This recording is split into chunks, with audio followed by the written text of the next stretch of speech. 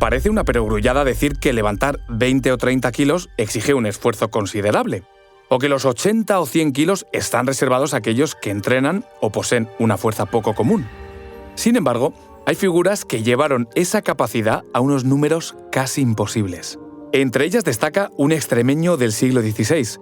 Su nombre fue Diego García de Paredes, más conocido como el Sansón de Extremadura. Fue un guerrero que se lanzó a pelear con un arma enorme y pesadísima que muchos ni siquiera podían mover. Ese y algunos otros elementos terminaron dando forma a una figura que se movía entre la realidad y el mito. Pero Diego García de Paredes no se quedó simplemente en eso, en un personaje de fuerza bruta, porque se cruzó con algunos de los grandes protagonistas de la época, desde el Gran Capitán hasta el propio emperador Carlos V. Lo importante es que todas sus hazañas quedaron registradas en crónicas que han alimentado su fama. Os contamos mucho más a continuación. Soy Federico Cardelús, periodista y divulgador. Y yo soy María José Rubio, historiadora y escritora. Y esto es Despierta tu curiosidad, un podcast diario sobre historias insólitas de National Geographic. Y recuerda, más curiosidades en el canal de National Geographic en Disney+. Desde tiempos antiguos, la fuerza humana ha sido objeto de asombro. En la Biblia, la figura de Sansón, héroe del Antiguo Testamento, destruye templos, parte columnas y vence hordas con sus propias manos. Pues bien, ese nombre, Sansón, bautizó en el siglo XVI y en la península ibérica a un hombre cuya reputación de fuerza descomunal superó los límites de lo cotidiano. Ese honor correspondió a Diego García de Paredes, que nació el 30 de marzo de 1468 en la villa de Trujillo, en Extremadura. La infancia de García de Paredes mezcla los hechos documentados con algunas anécdotas. Por ejemplo, de él sabemos que su familia era noble, pero de aires modestos. Se cuenta que ya en su adolescencia superaba a sus compañeros en juegos de fuerza, que dominaba las armas con naturalidad y que su cuerpo, gigantesco para la época, le daba ventaja en combates y alardes de fuerza. Hacia 1496, tras quedar libre de obligaciones familiares por la muerte de su madre, decidió iniciar su andadura militar fuera de Extremadura. De hecho, una leyenda popular, aunque sin prueba documental, cuenta que Diego tuvo una fuerte disputa con el párroco de la iglesia local, porque no permitió que su madre, estando enferma, se acercase al agua bendita. Enfadado, el joven García de Paredes arrancó de cuajo la pila de agua bendita de piedra y se la llevó a su madre. Esa pila, según estas tradiciones, aún puede contemplarse en la iglesia de Santa María la Mayor de Trujillo. Tras abandonar Extremadura, su primer gran destino fue Roma. Allí se puso al servicio del Papa Alejandro VI y más tarde de César Borgia.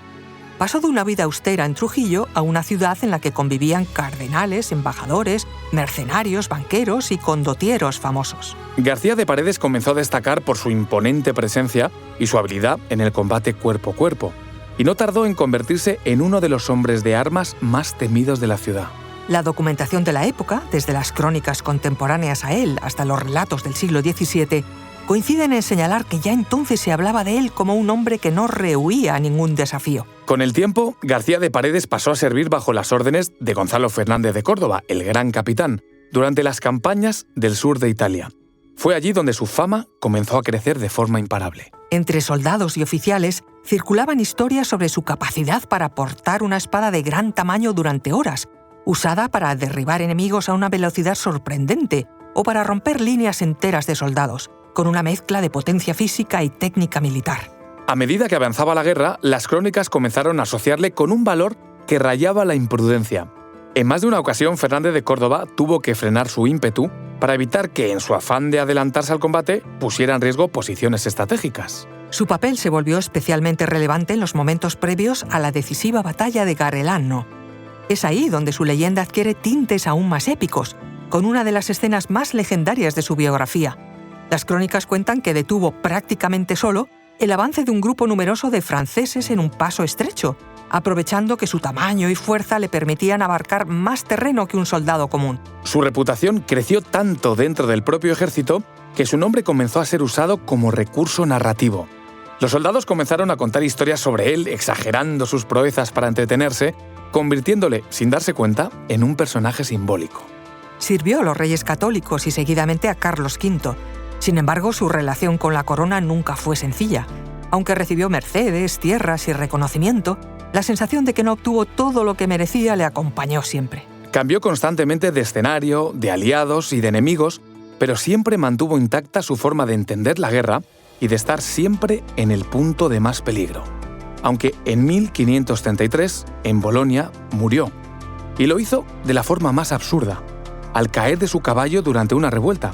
Una muerte abrupta, inesperada, que contrasta con una vida llena de actos casi imposibles. Tras su fallecimiento, las crónicas, los romances y los relatos orales se encargaron de elevar su figura en un plano casi legendario, sobre todo en Extremadura.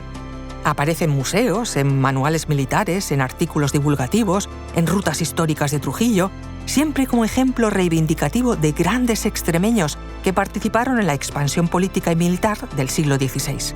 Hoy Diego García de Paredes ocupa un lugar peculiar dentro de la historia de España. No es un conquistador, ni un gran general, ni un diplomático. Fue, ante todo, un soldado. Una figura que, sin proponérselo, dejó una huella tan fuerte como su propio carácter. Y en su caso, esa fuerza fue literal. Recuerda que Despierta tu Curiosidad es un podcast diario sobre historias insólitas de National Geographic. Disfruta de más curiosidades en el canal de National Geographic en Disney+. Y no olvides compartir el podcast si has disfrutado con nuestras historias.